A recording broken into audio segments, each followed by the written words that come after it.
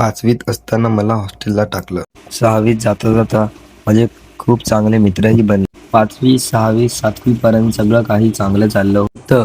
अभ्यासही चांगला चालला होता. म्हणजे एकदम टॉपरही नाही, पण एकदम वीक स्टुडंट पण नाही. 8वीच्या एंडिंगला लॉकडाऊन लागलं. 9वीचं पूर्ण वर्ष लॉकडाऊनमध्येच गेलं. पण मात्र आमचा बोर्डाचा पेपर घेतला गेला होता. 10वी पर्यंत आम्हाला खूप म्हणजे खूप कडक शिस्त होती. 11वीला पण आम्हाला शिस्त होती, पण तेवढी नाही जितकी 10वीत व शाळेत असताना होती. तुम्हाला तर माहिती आहे, जर आपण एखादा पक्षी पिंजऱ्यात कोंडून ठेवला आणि त्याला एक दिवस बाहेर सोडला की तो जाऊन आणि परत येईल, तर ते 100मधून फक्त 90%च होण्याची शक्यता असते. 11वी म्हणजे कॉलेज. त्यावेळेस सगळ्यांनाच वाटतं की आता आपण थोडे मोठे झालो आहोत, तर आपल्याला आता काही गोष्टींची सूट हवी, थोडा फ्रीडम हवा. तो आम्ही मिळवला तर होता, पण अभ्यासही करत होतो, पण एवढा नाही जेवढा पहिला करायचो.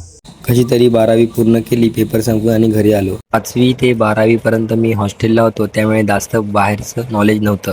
कशी तरी 12वीची परीक्षा पास झालो होतो. त्यानंतर माझ्यासमोर एक नीट नावाची मोठी भिंत उभी राहिली होती. कितीही चढायचा प्रयत्न केला तरी खाली पडायचो. पहिल्या वेळेस तर ऑलमोस्ट चढलोच होतो, पण अगदी 2-3 स्टेज बाकी होत्या आणि मी खाली पडलो. पहिल्या वेळेस फक्त 2-3 मार्कांनी मागे राहिल्यामुळे घरच्यांना वाटले की सेल्फ स्टडीनी 2-3 मार्कांनी हा मागे राहिलाय, तर क्लास लावून काहीतरी फरक पडेल, तो क्वालिफाय तरी होईल. पण ते बोलतात ना, Nothing ever goes as planned in this accursed world. आणि ते खरं ठरलं.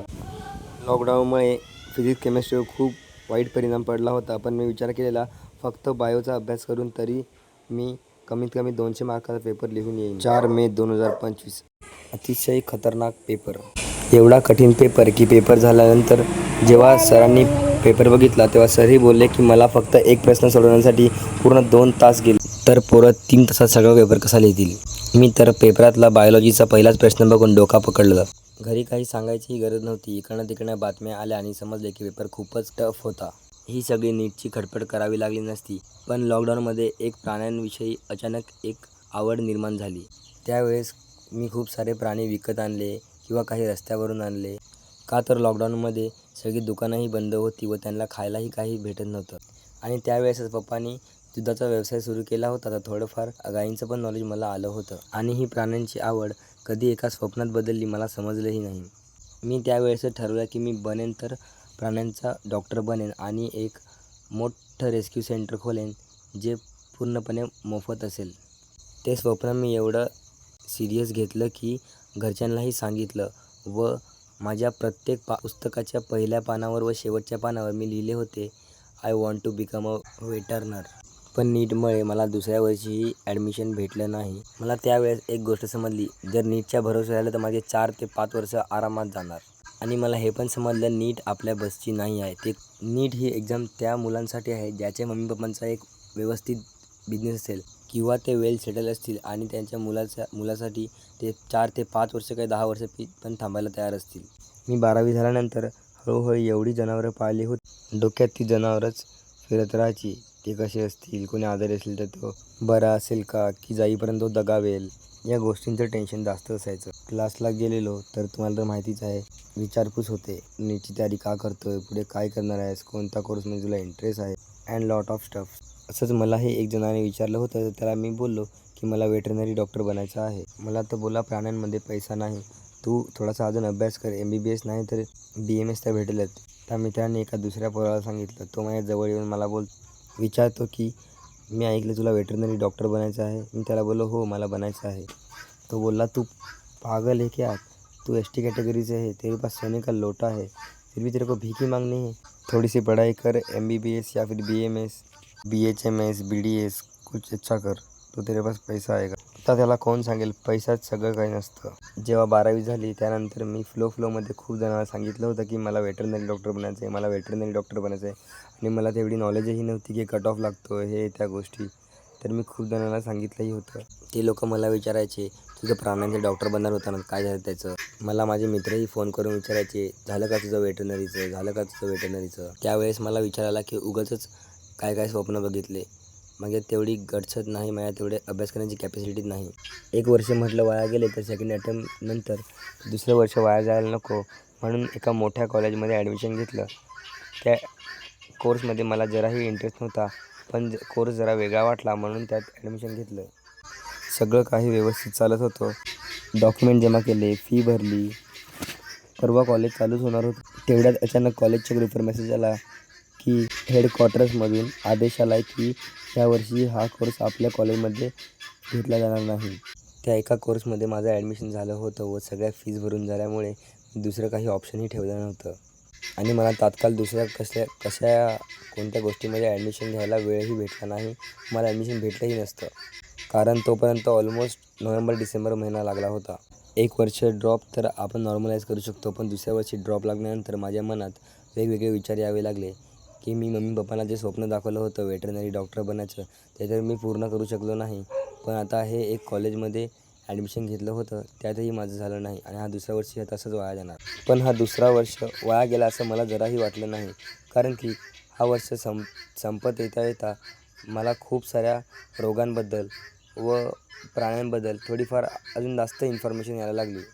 पण तुम्हाला तर माहितीच आहे, जर त्याच जागी एखादी मुलगी असली असती तर तिला आपल्या सोसायटीनं आरामात ॲक्सेप्ट करून घेतलं असतं की चला ठीक आहे, 1 वर्ष नाही झालं, 2 वर्ष नाही झालं, 3 वर्ष झालं नाही, 4थ्या वर्षी झालं नाही, 5व्या वर्षी जरूर होईल. पण शेवटी काय, आपण एक पोराची जात आहोत. तर दुसऱ्या वर्षी गॅप पडल्यामुळे मला मम्मीने काही सांगितलं नाही, पण त्यांच्या तोंडावर अनेक लोक सांगायची की तुम्ही पोराचं फ्युचर बरबाद केलं, त्याची 2 वर्ष तुम्ही वाया घालवली, त्यावेळी तुम्ही कॉलेजला पाठवत नाही, असं तसं. त्या दिवशी मी ठरवलंच होतं की करणार तर काहीतरी मोठंच करणार without financial support from parents.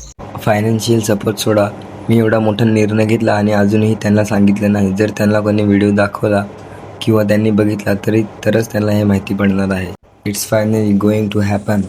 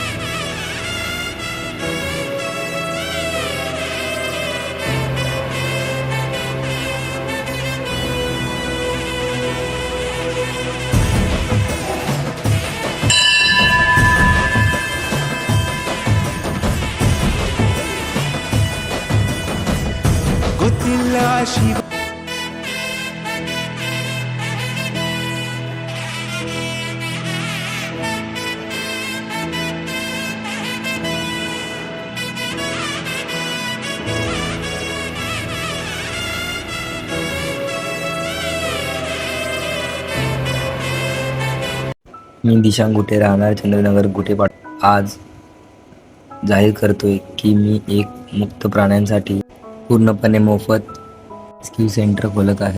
Dahanu, Vangaon, Boisar, Palghar, कासा, चारोटी, विक्रमगड, जव्हार यापैकी कुठल्याही ठिकाणी जर कोणतंही जनावर आजारी असेल किंवा खूप सिरियस कंडिशनमध्ये असेल तर लगेच आम्हाला संपर्क साधा. जर तो पशु खूपच आजारी असेल तर त्याला आम्ही त्वरित आमच्या रेस्क्यू व्हॅनमध्ये भरून आमच्या शेल्टरमध्ये घेऊन येऊ.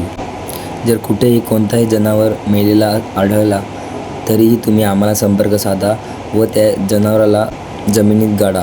जर एखादा पशु मोठा असेल व त्याला गाडण्यासाठी माणसं नसून मशीनची गरज लागत असेल तर तुम्ही मशीन बनवून त्या पशुला व्यवस्थित गाडून जो काही खर्च होईल तो आमचा रेस्क्यू सेंटर उचलेल. जर एखादं जनावर तुम्हाला आजारी आढळेल तर तुम्ही लगेचच जवळच्या डॉक्टरला बोलवून घ्या व जी काही ट्रीटमेंट होईल किंवा त्याचा खर्च होईल तेही आमचं रेस्क्यू सेंटर तुम्हाला प्रोव्हाइड करेल. तुम्हाला एवढंच करायचं आहे की त्या पशुचं आम्हाला व्हॉट्सअपला फोटो आणि डॉक्टरकडून लेखी बिल घेऊन आम्हाला पाठवायचं आहे.